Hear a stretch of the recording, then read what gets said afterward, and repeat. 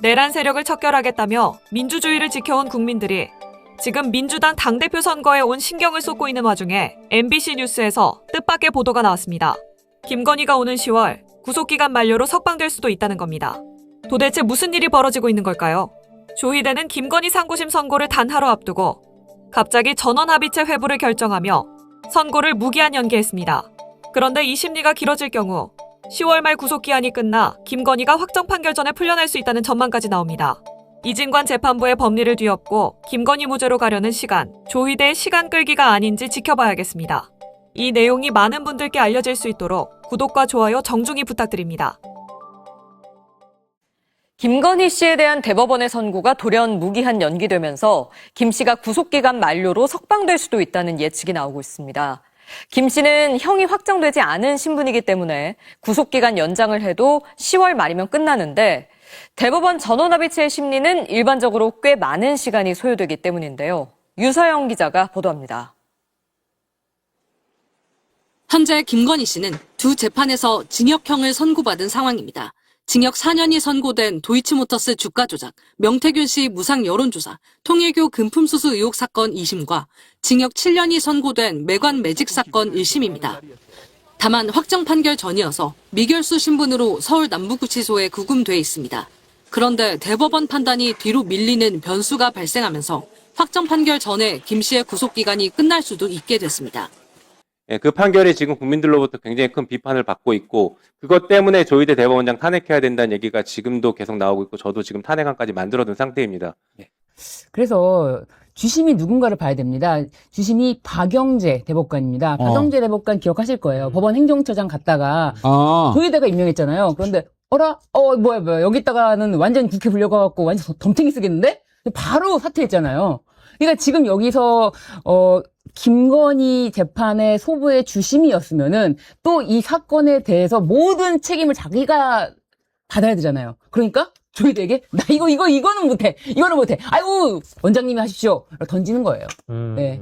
그러면은 지금 전망을 안 좋게 하시는 겁니까? 아니요, 전망을 좋게 안 좋게를 떠나서 이거는 무죄로 그냥 갈 수가 없다라고 판단했겠죠. 그러니까 무죄로 그냥 선고 기각 무죄 확정 하기에는 자기가 너무 부담이 큰 거죠.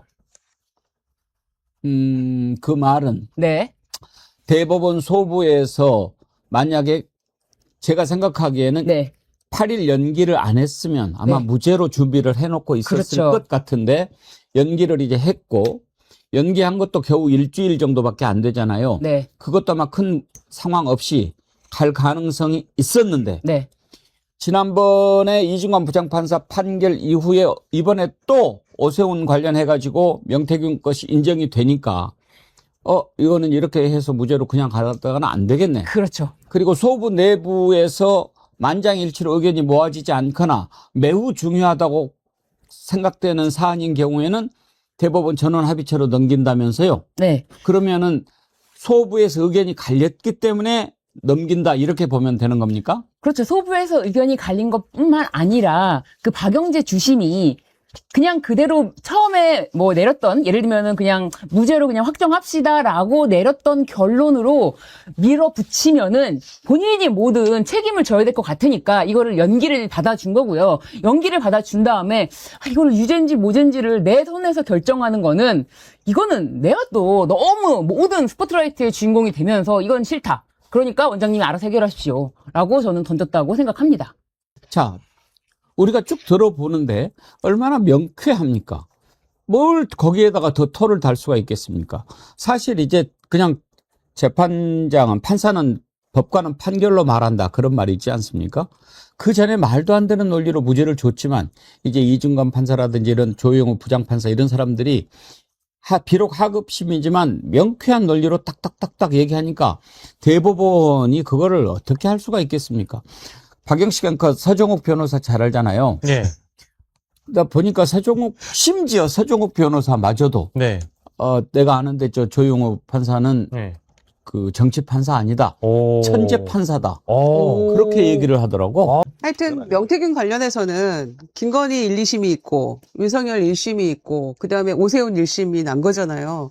그런데 김건희 1, 2심이 전부 다 무죄를 주잖아요. 무슨 뭐 계약서를 쓰지 않았다는 둥 이런 얘기도 나왔고 명태균이 그냥 자기 여론조사 이렇게 홍보하려고 뭐 이렇게 쭉 돌린 거라는 1심이 그런 얘기가 있었고 2심에서는 자기 정치활동의 일환으로 영향력 확대하기 위해서 이렇게 했던 거니까 김건희는 무죄다 이렇게 했는데 결론적으로는 윤석열 1심에서 명태균이 법정 구속된 거 아니에요. 1년 6개월 받고. 그때 뭐라고 판결이 됐냐면 윤석열 부부와 어떤 그 여론조사에 합의하면서 그러니까 암묵적인 합의가 있었다라는 것이고 그다음에 이제 그때 강조됐던 게 과거 그 박근혜 최순실 거기에서 경제 공동체라고 엮어 썼는데 여기는 심지어 부부인데다가 정치적으로 공동 이익체인데다가 이로 인하여 실질적으로 두 사람이 재산상의 이익을 얻은 거 아니냐. 여론조사를 무상으로 그렇게 했기 때문에.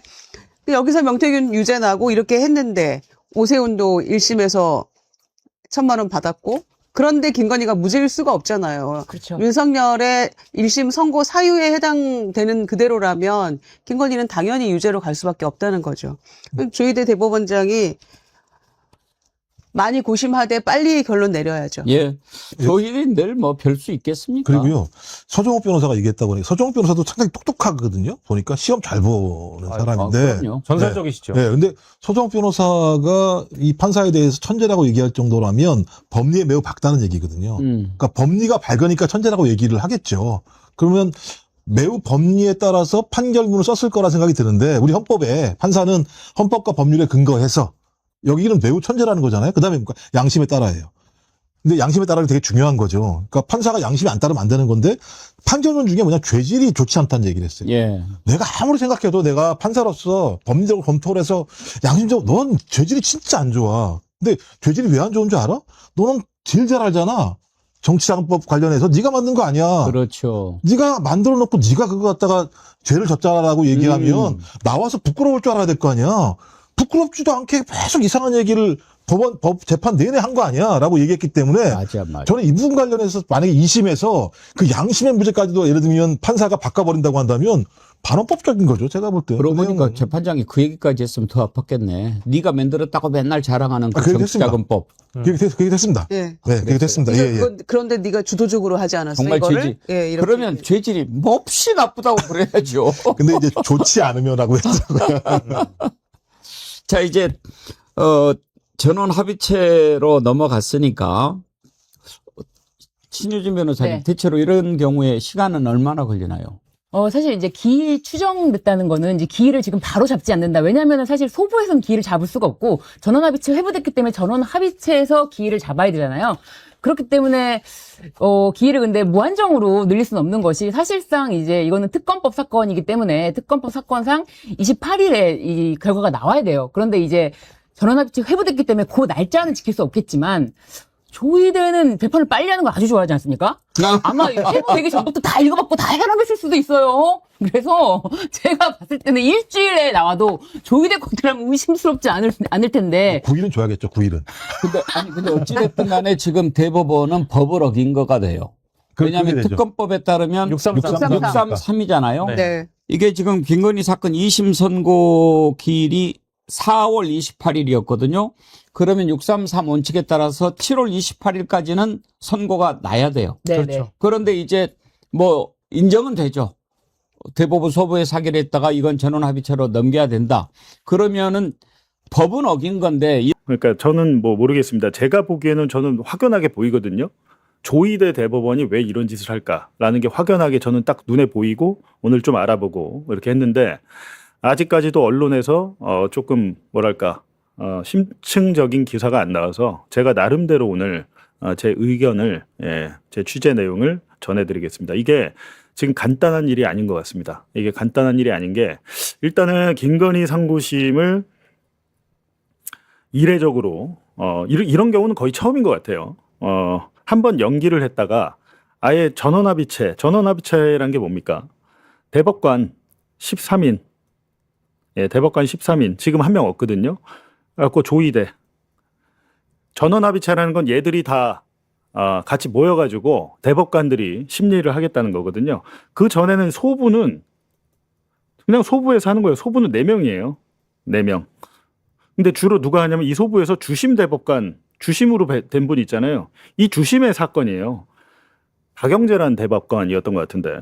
근데 여기서 사실은 오늘 선고하기로 일주일만 미뤘다는 거는 오늘 하려고 했던 거예요. 하려고 했다가 지금 뭔가 자기들끼리 말을 하다가 의견을 나누다가 문제가 생겨가지고 의견 통일이 안 된 거죠. 그렇다 보니까 전원 합의체로 이제 간 건데, 예, 지금은 한 명 없어갖고 12명이라고 하더라고요.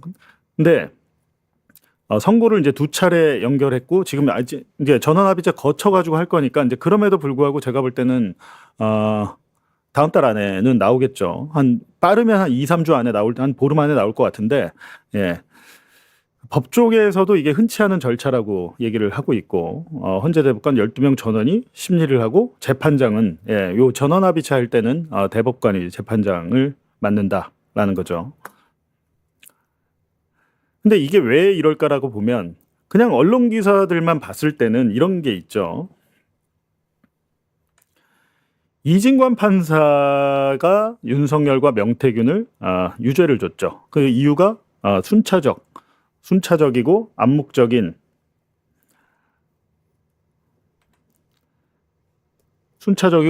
의사합치를 인정을 했어요. 의사합치. 이게 되게 재밌죠. 이게 이제 이런 사례가 처음 있는 게 아니고요. 이진관 판사가 뭐 이상해가지고 그런 게 아니고 대법원 판례로 이게 있습니다. 이미 명시적으로 합의하고 계약서 쓰고 뭐 이런 것도 있지만 이런 부패 범죄는 명확하게 이렇게 얘기를 잘 안 하잖아요. 그냥 이렇게 뭐랄까 명시적으로 누가 범죄를 저지르는데 계약서 쓰고 저지릅니까? 그건 말도 안 되는 건데 실제로 근데 그 뭐 김인택 창원지법 판사 그분 명품백 95% 할인받아서 막스마라 코트 700만 원짜리를 35만 원에 샀다던가.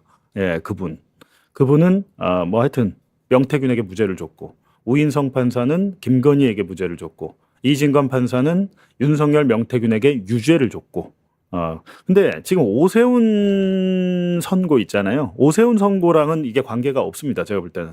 오세훈 사건은 결이 다른 사건이에요. 오세훈 사건은 결이 다른 사건이라서 이번 논의하고는 제가 볼 때는 아무 관계가 없고 앞서 이제 김건희에 대해서는 우인성 신종호 판사가 김건희가 뭐 의뢰를 하거나 뭐 사전에 여론조사를 협의하거나 이런 게 입증이 부족하다라고 이제 요런 등의 이유로 하고 김건희 무죄를 줬고 앞서 이제 여기는 안 나와 있습니다만 김인택 부장판사 재판장은 명태균은 정치 활동을 하는 자가 아니야. 그렇기 때문에 정치자금법 위반 혐의가 안 돼. 적용이 안 돼. 이렇게 얘기를 했었는데 지금 이제 오세훈 재판부에서는 요거는 좀 여기 이제 기사를 아마 이게 토대로 만들어서 오세훈이 사전에 이거는 묵시적 합의가 아니고 오세훈이 대놓고 요청했다라고 조영우 부장판사는 판결을 했어요. 그러니까 이거는 2심에서 다퉈야 될 것이지 이번 대법원의 전원 합의체로 넘어간 김건희 사건하고는 오세훈하고는 관계가 없다라는 겁니다. 이건 관계가 없어요. 그러니까 이번에 전원 합의체 때문에 오세훈의 1심이 뒤집히거나 할 일은 없다라는 거예요. 관계가 없습니다.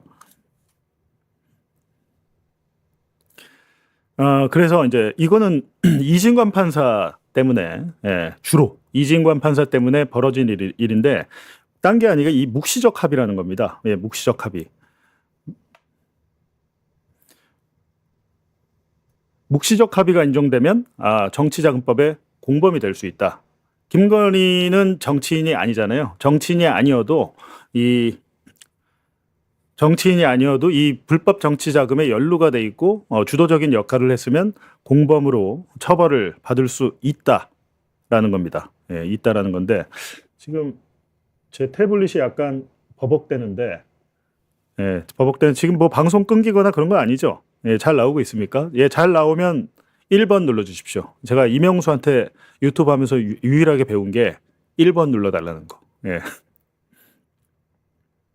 네. 잘 나오는군요. 묵시적 합의. 근데 이 말이 처음 나온 말이 아니에요. 제가 좀 이따가 이제 보여드리겠지만, 묵시적 합의를 인정해서 이진관 판사는 이렇게 공동정범을 했는데 참 이상하죠. 이진관 눈에도 보이고 우리 국민들 눈에도 보이는데 왜 다른 판사들 눈에는 이런 게 안 보입니까? 예. 명태균과 김건희, 윤석열, 카카오톡 제가 다 뉴스타파 있을 때 라이브 방송하면서 전부 다 공개했고 기사로도 공개했고 나중에 또 그게 원본 같은 게 시사인에서도 공개가 됐고 언론에 다 공개가 됐는데 이런 것들만 그 카톡만 봐도 얘들이 다 한패라는 걸 알 수 있는데 그게 공범이 아니라고 무죄라고 해버린 판사들. 이진관 판사 때문에 지금 이 대법원이 머리가 아프게 된 겁니다. 그래서 이제 이진관 판사는 김건희가 여론조사를 협의하고 전달하는 역할을 했어. 그리고 윤석열은 사전 인식과 동의가 있었어. 명시적이지는 않지만 묵시적으로 있었어. 말하지 않아도 그 카톡 내용만 봐도 이 사람들이 어떻게 한 배를 탔는지가 보이는데 그래서 이제 이진관 판사가 쓴 단어가 이거예요. 순차적, 암묵적. 순차적, 암묵적. 처음에 명태균을 처음 만난 거는 윤석열이 아닙니다. 처음에 김건희를 먼저 만나요. 김건희를 만나서 여론조사 이야기를 하고 심지어 김건희는 머니투데이에 지금 미래한국연구소 여론조사를 계속 공표했거든요. 윤석열 1등. 윤석열 1등 조사를 머니투데이를 통해서 기사화를 시켰는데 이게 꼬였어요. 머니투데이에서 보니까 이거 조작하는 것 같거든. 근데 김건희가 그 첩보를 자기가 먼저 알고 명태균한테 이야기를 합니다. 아니 지금 누가 이거 보내왔는데 머니투데이 편집국장이 더 이상 안 실어준다고 하게 되는데 이거 어떻게 하겠냐 어떡하냐라고 하니까 명태균 씨가 걱정하지 마십시오. 제가 해결하겠습니다. 라고 해가지고 머니투데이에서 뉴데일리로 여론조사 기사 내는 회사를 바꿔요. 이게 지금 이게 한패가 아닙니까 이게? 그리고 홍준표가 윤석열을 이기는 여론조사 기사가 계속 나오니까 이거 어떡하냐고. 우리 오빠가 반드시 1등이 돼야 된다고 라고 하니까 또 명태균 씨가 걱정하지 말라고 안심을 시켜주고 실제로 그 다음에 또 윤석열이 1등하는 여론조사가 언론에 실려요. 하여튼 그런 걸 봤을 때는 너무도 상식적인 것인데 이 판사들은 이 법리로 장난을 치면서 무죄를 줬는데 이진관 판사의 이 순차적 암묵적 의사 합치 이걸로 인해서 그러니까 윤석열 판결문에 김건희가 유죄로 나와요. 김건희를 거기서 기소를 이진관 재판부의 피고인이 아니어서 그냥 끝난 거지. 이진관 판결문에서 윤석열과 김건희는 공범이에요. 그래갖고 이미 거기서 이제 유죄가 내려지니까 이 상황을 어떻게 좀 정리를 해보려고 대법원에서 그렇게 하는 것 같습니다. 지금 묵시적 합의가 그렇다면 이진관이 만들어낸 거냐? 절대 아니죠. 묵시적 합의는 갑자기 나온 법리가 아니고 대법원 판례가 많아요. 무지하게. 특히 정치자금법 같은 경우는 이렇게 불법 정치자금을 은밀하게 주지 누가 대놓고 이렇게 주지도 않잖아요. 그렇기 때문에 특히 정치자금법이나 공직선거법에서 묵시적 합의 판례가 굉장히 많고 이 판례에는 명시적인 계약이 없어도 성립을 한다. 전체적인 모의나 노골적인 약속은 없어도 된다. 필수는 아니야. 있으면 좋은데. 그리고 당사자들의 의사가 상통하면 공모관계가 성립한다. 이거는 제가 말씀드렸지만 명태균과 이 윤건희 부부의 SNS 대화가 있잖아요. SNS 대화가 남겨져 있고 명태균뿐만이 아니고 강혜경, 김영선, 김태열 주변인들의 일치된 증언, 법정 증언 이게 다 증거가 되는 거거든요. 그리고 그래서 이 묵시적 합의는 정황 증거만으로도 판단이 가능합니다. 유죄를 줄 수 있어요. 지금 여기 보시면 여기 사건 번호 있잖아요. 대법원 2004-5652 정황 증거만으로도 오세훈 이거 또 이름을 빨간색으로 바꿉시다. 오세훈에 대해서 이 주장을 하는 사람들이 있어요. 정황 증거다. 오세훈이 이 주장을 해요. 직접 증거가 아니야. 나는 다 정황 증거, 간접 증거만으로도 판단을 했어. 근데 판결문 보면 정황 증거가 아닙니다. 오세훈은 오히려 직접 증거가 많아요. 자기가 명시적으로 의뢰했다는 이 녹음 파일 이게 없다는 얘기 같은데 그거는 상관이 없다는 겁니다. 이 묵시적 합의를 할 때는 오히려 이번에 조형우 부장판사는 오세훈이 여론조사를 의뢰했다고 했지 오세훈은 묵시적 합의가 아니에요.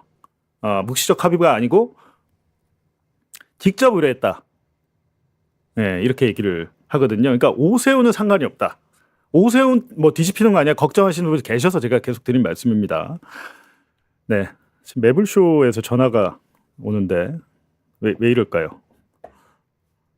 오늘 제가 매불쇼는 시간이 늦어서 안 가기로 했는데 지금 방송 중인 거 알 텐데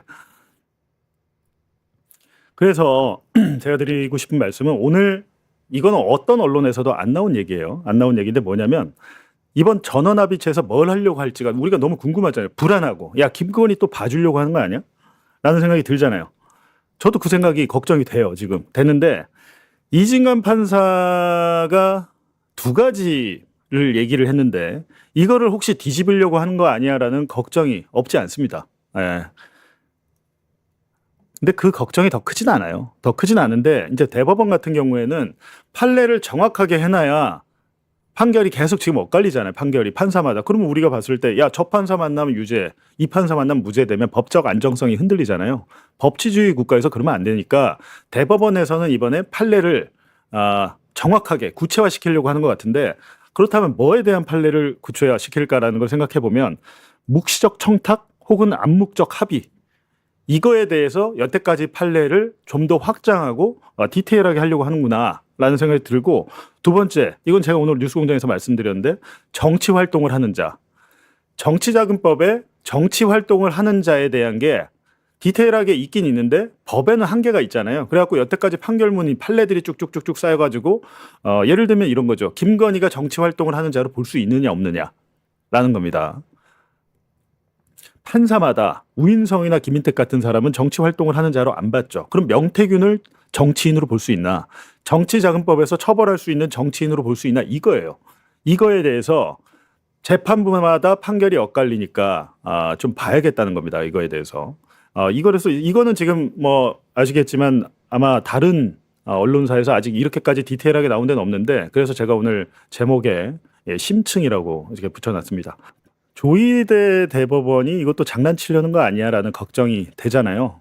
그 걱정이 돼서 여기에 대해서 좀 우리가 잘 알아볼 필요가 있다. 근데 사실은 법원도 그렇고, 법원도 그렇고, 검찰도 그렇고 여론의 눈치를 안 볼 수가 없습니다. 여론의 눈치를 안 볼 수가 없기 때문에 우리 국민들이 잘 알아야 됩니다. 우리가 모르면 개돼지 취급을 하면서 지들 마음대로 하려고 하거든요.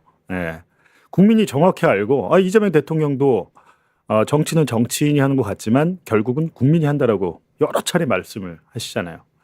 그러니까 국민이 보안수사권 문제도 그렇지 않나요?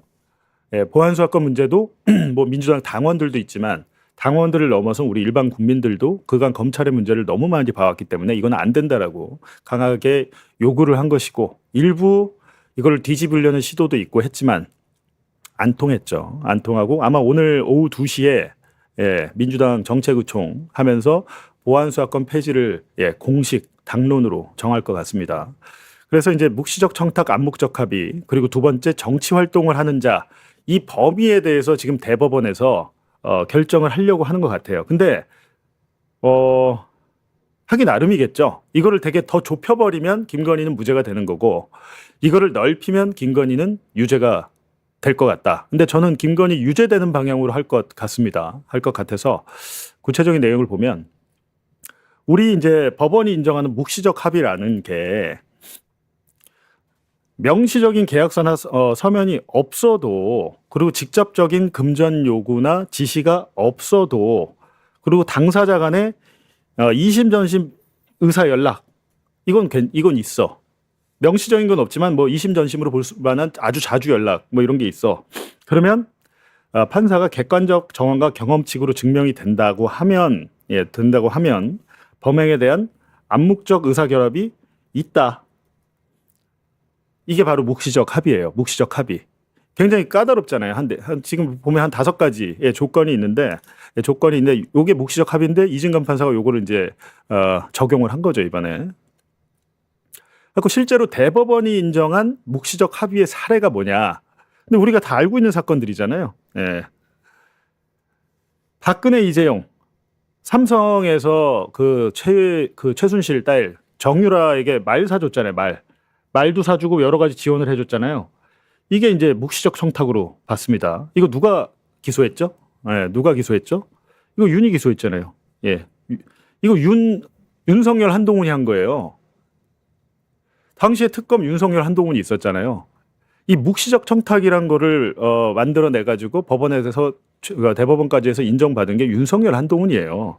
그러니까 윤석열은 어떻게 보면 자기가 그 최순실 박근혜 잡으려고 했던 그 법리 공식이 자기한테 올가미가 돼가지고 지금 그렇게 된 건데 어찌됐든 이 최순실 사건이 묵시적 청탁 플러스 암묵적 공모 요것도 인정. 그리고 이명박 삼성 다스 소송비 대납한 거. 이명박 자기는 몰랐다고 그랬거든요. 저 뭐 내 부하가 알아서 한 거라고 자기 몰랐다고 그랬는데 아니죠.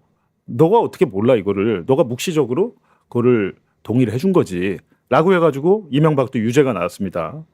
그러니까 측근 통한 불법 정치자금 수수 이거 대부분 정치인들이 이 수법 쓰잖아요. 저는 몰랐어요.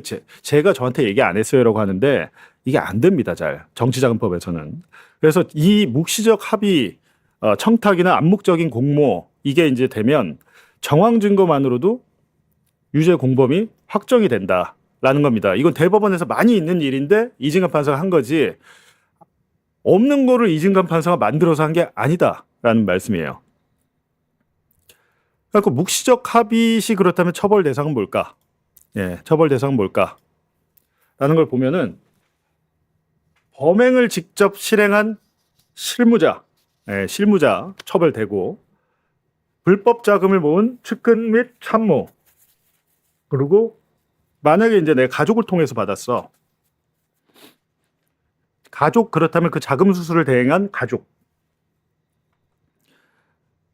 그리고 사실을 알면서 묵인하고 예, 혜택 본자까지 굉장히 폭넓게 예, 범위가 넓어지고 있잖아요. 범위가 넓어지고 있어서 제가 드린 말씀이 뭐냐면 정치인이 아니어도 이 묵시적 합의와 관계된 사람들은 정당인도 아니고 정치인도 아니고 출마자가 아니고 심지어 가족이어도 공범으로 처벌을 받는다. 그래서 윤석열, 이진관 판사가 했을 때 윤석열 너뿐만이 아니고 김건희도 공범이야 라고 딱 적시를 해버린 거예요. 근데 만약에 이 상황에서 김건희가 대법원에서 무죄를 해버리면 어떻게 되겠습니까? 이거에 대해서 지금 대법원이 심각한 고민에 빠졌다라는 겁니다. 하고 정치자금법 좁은 해석에 잇따른 무죄가 나오니까 지금 법원이 이런다는 거라는 건데 이 지금 딴 건 아니고요. 여기서 이 신종호 판사, 김건희 2심 판사죠. 1심은 우인성이 했고 했는데 김건희를 이겁니다. 이게 중요해요 지금. 김건희를 정치 활동하는 자로 보기 어렵다면서 명태균 여론조사 수수를 무죄로 줬습니다. 이겁니다 지금. 그러니까 명태균이 정치적 공동체를 진술했다고 해서 그것만으로는 처벌이 불가야. 라고 이제 이 신종호 판사가 지금 돌아가셨죠. 그때 이거 판결 내리고 극단적인 선택을 하셔가지고 예, 돌아가신 걸로 지금 기억이 되는데 어쨌든 이게 이제 이거에 대해서 지금 김건희를 정치 활동하는 자로 볼 수 있을 것이냐 말 것이냐 이진관은 그렇게 봤으니까 거기에 대해서 지금 엇갈린 판결에 대해서 이번에 전원합의체에서 정리를 하려는 거다라는 겁니다. 그래서 이진관 재판부가 이런 무죄 논리, 신종호 판사가 했던 그 무죄 논리를 뒤집었는데 이전 재판부, 아까 그 재판부에서는 정치 활동을 하는 자인지 엄격하고 좁게 판단을 했다고 하면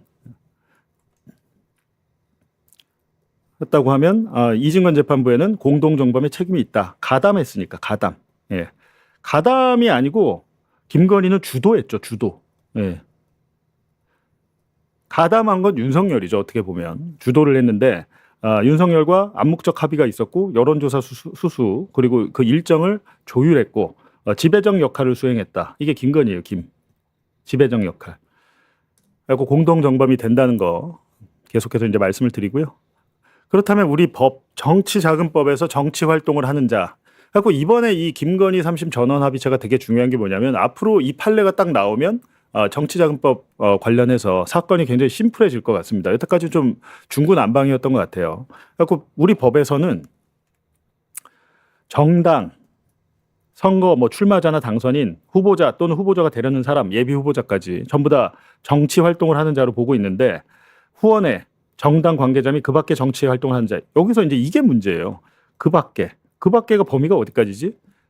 그래서 이거에 대해서 그 밖의 범위를 확정하는데 예를 들면 대통령의 영부인, 부인, 대통령의 부인이 정치인으로 볼 수 있을 것이냐. 만약에 불법 정치자금 수수에 연결이 돼 있다면 그냥 우리 상식에서는 당연히 정치자금법상 정치 활동을 하는 자로 봐야 되는데 이거에 대해서 지금 확립된 게 없기 때문에 사실은 김건희 같은 사람이 처음 나왔잖아요. 지금.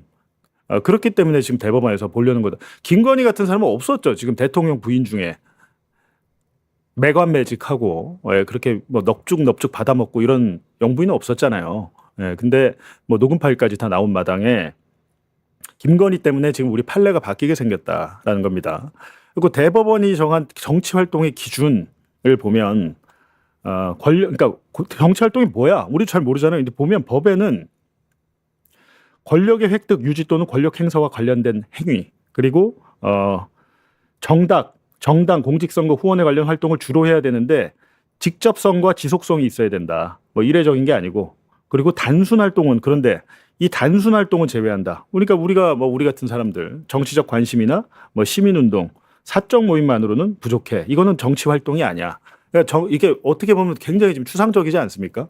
이런 것 때문에 지금 판례가 이번에 김건희 때문에 바꿀 수밖에 없게 됐다라는 겁니다.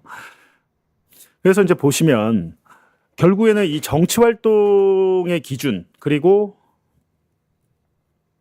묵시적 합의의 범위, 이 두 가지를 결국엔 대법원에서 할 텐데, 김건희 같은 사람이 진짜 처음 있고 아마 모르겠습니다. 이런 사람은 앞으로 없을 것 같은데, 김건희 같은 아주 특이한 사람 때문에 독보적인 부패 세력이잖아요. 김건희, 윤석열 같은 사람은 제가 볼 때는 우리 헌정사에 이제 나오기는 힘들 것 같은데, 하긴 모르죠. 우리가 박근혜, 최순실 때도 이런 일이 또 있을까라는 생각을 했는데 그 사람들보다 더한 사람이 나왔어요, 지금.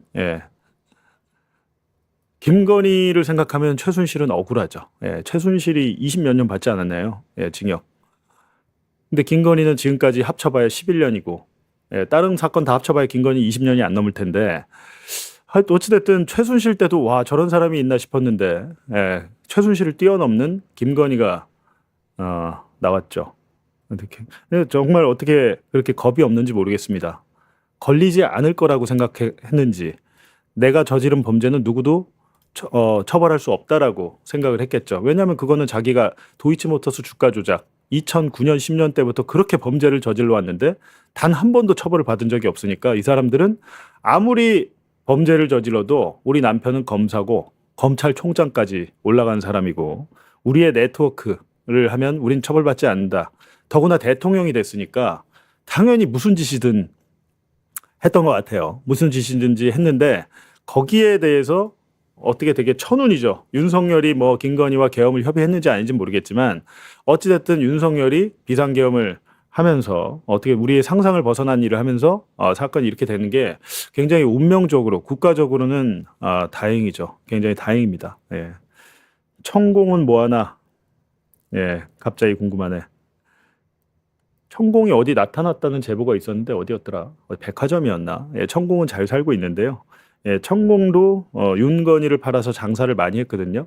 강연료 같은 거, 뭐 멤버십 같은 거 하면서 돈 많이 벌었다고 제가 들었는데 천공에 대해서도 한번 해야겠죠. 흔히 말하는 게 뭐 1심, 2심에서 징역 몇 년 나왔다 얘기를 하잖아요. 근데 그게 확정된 게 아닙니다. 대법원까지 가야지 확정인 그렇죠. 거지. 대법원까지 두들겨야지 그게 확정이 되고 드디어 이제 징역 몇 년의 형이 집행이 되는 건데 김건희 씨는 아직 그 단계는 아니에요. 그럼 김건희 씨는 지금 어떤 단계냐? 재판을 위한 구속 단계에 있는 겁니다. 아하. 이 사람이 재판 중에 도망갈 수가 있으니까 구속시켜 놔야 된다라고 했는데 재판 중에 그 구속시킬 수 있는 기간의 한계가 6개월이에요. 그러니까 1심, 2심, 3심마다 최장 각각. 6개월씩 가둘 수 있다. 그렇죠. 1심 네. 6개월, 2심 6개월, 3심 6개월로 가둬둘 수 있는데 그 3심으로 지금 넘어갔는데 그 6개월이 좀 있으면은 만료가 될 수 있다. 그러면 원칙적으로 석방을 시켜놓고 그렇지. 재판을 해야 되는 게 네. 맞는데요. 근데 김건희 씨 같은 경우에는 재판이 하나 더 있어요. 그러다 보니까 대법원에서 6개월이 지나서 만료돼서 석방이 돼야 된다 하더라도 그 다른 재판 있잖아요. 그렇지. 그 다른 네. 재판에서 6개월 또 잡아놓을 거야. 아. 하는 식으로 또 잡아놓을 수가 있는 거거든요. 그리고 보통 그런 식으로 합니다. 재판이 많으면 그러면 6개월 이러다 6년이 될 수도 있는 그러니까 거야? 예를 들어 못 나가는 거지, 내가 그러니까. 재판이 네. 3개다. 그러면 내가 1심에서 18개월 6개월 6 곱하기 3 하면 18 맞죠? 맞아요. 18개월까지 잡혀 있을 수 있는 거죠, 이론적으로. 근데 김건희는 재판이 하나 더 남아 있다. 그러니까 또 다른 6개월이 기다리고 있다. 김건희한테는. 못 나온다는 거죠? 못 나온다. 그러니까 만약에 근데 조희대나 그 재판부가 나쁜 마음을 먹어서 그러니까. 조희대가 6개월 도과시키고 또 그 항소심 다른 재판부에서도 구속영장 발부 안 할 거야. 이렇게 하면 석방이 되겠지만 네. 이거는 현실적으로 좀 가능성은 거의 없다. 그러니까 지금 현재 김건희 씨는 2개의 재판을 받고 있죠. 그리고 2개의 재판에서 심급을 달리하지만 징역형이 모두 선고가 된 거고 일단은 도이치모터스 주가 조작과 명태균 씨 무상 여론조사, 통일교 금품수수 의혹 사건이 한 대 사건으로 묶여가지고 현재 항소심에서 징역 4년이 선고된 다음에 대법원에 계류 중인 상황인 거고 그리고 또 하나의 사건 같은 경우에는 김건희 씨가 매관 매직을 한다고 해가지고 자리를 금품을 받고 줬다는 혐의를 특검이 기소를 했는데 이 사건 같은 경우에는 1심에서 징역 7년이 선고됐고 지금 항소심이 진행 중인데 지금 도이치 사건 같은 경우에는 대법원에 가 있는 건데 실제로 2심 선고일이 4월 28일이었기 때문에 최장 잡아들 수 있는 6개월이라고 한다면은 10월 말이면 나올 수가 있는 그렇죠. 상황인 거죠. 근데 아까 말한 것처럼 매관 매직 사건 재판이 하나 더 진행 중인데 요게 보니까 한 차례 더 연장해서 아까 그 사건이랑 10개월까지 이제 연장될 수 있다고 한다면은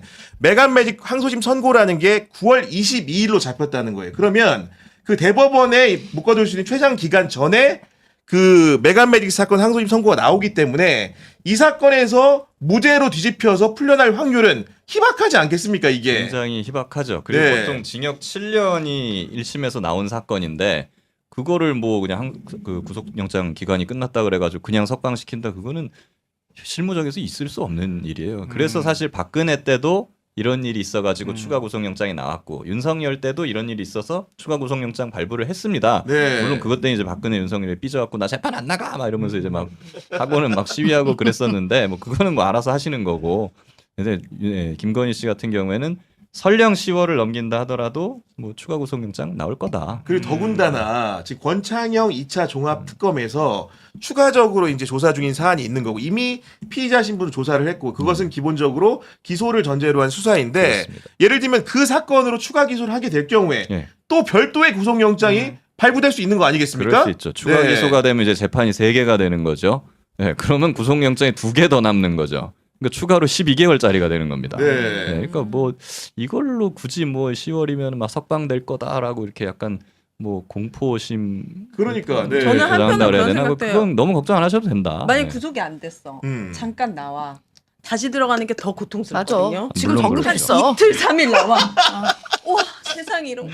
그러다 생각- 다시 끌려가. 아, 진짜 보니까. 그게 또 지금 고통일 수도 생각해 보면 윤석열이 그랬잖아요. 네, 진짜로. 우리는 그때 윤석열 구속 취소됐을 때 그거 보면서 엄청나게 스트레스를 받았지만 윤석열 입장에서 생각해 보면 그렇게 나와서 너무 좋아서 살다가 다시 법정 구속되면서 이렇게 들어가면 아 그 충격이 엄청나긴 합니다. 사람이 더 클 것 같아. 수사 단계에서 구속영장 발부돼서 구속되는 것보다 실제로 법정에서 판결 받으면서 불구속으로 재판받다가 판결 받으면서 법정 구속되는 게 그 충격이 거의 한 10배 이상 되는 거예요. 아 그래요. 네, 검사 신분 해보면은 보통 네. 제가 당해본 건 아니지만 네. 그 피고인들한테 들어보면은 충격이 네. 그 정도 되는 것 같아요. 진짜 법정 구속되면은 나 오늘 판결 받고 받으려고 걸어왔고 걸어서 집에 가려고 왔는데 뭐 징역 2년 그리고 근데 이제부터 구속합니다 이러면은 완전 진짜 뒤통수를 막 망치로 띵 하고 세게 맞는 그런 느낌이 든다 그러더라고요. 그러면서 막 옆에서 교도관 문 열고 교도관들 들어와가지고 막 수갑 들고 와 나한테 막 다가오고 자 일로 갑시다 하면서 막 끌고 가잖아요 옆방으로. 야 그런 거 생각해 보면은 지금 그 사례에 적합한 게 한덕수도 그랬고 아 맞아요. 이상민 같은 경우에도 불구속 재판 아니었나요? 그런 상황에서 만약에 이제 박성재도 그랬었고 이상민은 구속이었구나. 그럼 기소했죠. 박성재나 한덕수 경우에는 우리 김규현 변호사님 말대로 정말 그 실형 선고를 장기가 받았을 때 엄청난 충격이었을 것 같아요. 예. 그리고 한덕수 같은 경우는 당시에 부인이랑 막 돈가스 먹으러도 가고 그다음 호텔에서 막 수영하고 이랬었잖아요. 그래서 저 사람 잡아놔야 된다라고 얘기했는데 본인은 어쨌든 불구속 재판 받으려고 돈도 엄청나게 쓰고 변호사 엄청 좋은 사람 고용해놓고 자꾸 고령임을 강조했잖아요. 고령과 총리. 그러니까 아마 본인은 그 망에서 피해갈 수 있을 거라 생각했을 건데 그냥 느닷없이 잡혀갔으니까 이제 그 충격 크겠죠. 그렇게 막 기대하고 법정 갔더니 그랬는데 아 돈가스 이제 끝나면 돈가스 판결 먹어야지. 분위기 이상하게 돌아가고 갑자기 막 경위가 뒤로 가가지고 나가는 문 막 이렇게 가고 막 이렇게 치고 막 이렇게 막 이렇게 돌아가는 거죠. 근데 김건희 씨 같은 경우는 지금 뭐 적응 잘 하고 있다고 하더라고요. 아, 그래요? 예. 그런 얘기가 있어요? 예, 매점에서 거기 매점 있잖아요. 거기서 막 그 불닭볶음면 이런 것도 되게 잘 사 먹고. 아 이거 진짜죠 이거? 다 그쪽 들은 얘기예요. 매운 거 좀 좋아한다는 소문이 있긴 있더라고요. 예. 그 들은 얘기예요. 그래서 뭐 김건희 씨 관련해서 명태균 여론조사 1, 2심 아시다시피 무죄가 나왔고 대법원 선고를 앞두고 있을 때 요게 이제 특검에서 좀 선고기를 연장해달라. 한 달 정도 연장해달라 그랬는데 대법원에서는 이제 8일 연장을 해줬단 말이죠. 그래서 24일로 예정이 돼 있었어요. 내일로 예정이 돼 있었는데 조금 전에 나온 속보는 이 상고심을 전원합의체에 회부한다. 그러면서 선고기일이 그냥 밀리는 겁니다. 일반적으로 보통 상고 기각할 때는 상고 기각한다 점 하고 끝나거든요. 예. 그러면은 금방 할 수 있죠. 하지만 기존의 상고 기각 결정이 뒤집어진다고 한다면 혼자 그 부담을 다 부담할 수 없기 때문에 전원합의체로 넘길 가능성이 높다. 예. 그리고 전원합의체로 넘겨서 이제 거의 디테일하게 다퉈야 되는데 이진관 재판장이 지난번에 써놓은 판결문은 사실상 너무 모든 쟁점을 다 논박을 해놨기 때문에 이거를 그냥 무시하고 상고 기각하기 쉽지 않았을 거다. 그래서 저는 전원합의체에 회부된 것이 아마도 입장을 바꾸기 위한 전초전이 아닐까 싶습니다. 그러니까 지금까지는 1, 2심이 다 무죄였으니까 지금 말씀하신 대로라면 유죄 정황으로 파기시킬 가능성이 있다. 그럴 가능성이 높다고 생각합니다. 기본적으로 그 백지에다가 논리를 쓰는 건 쉬워요. 예. 남이 이미 써놓은 거를 뒤집는 거는 굉장히 어렵습니다.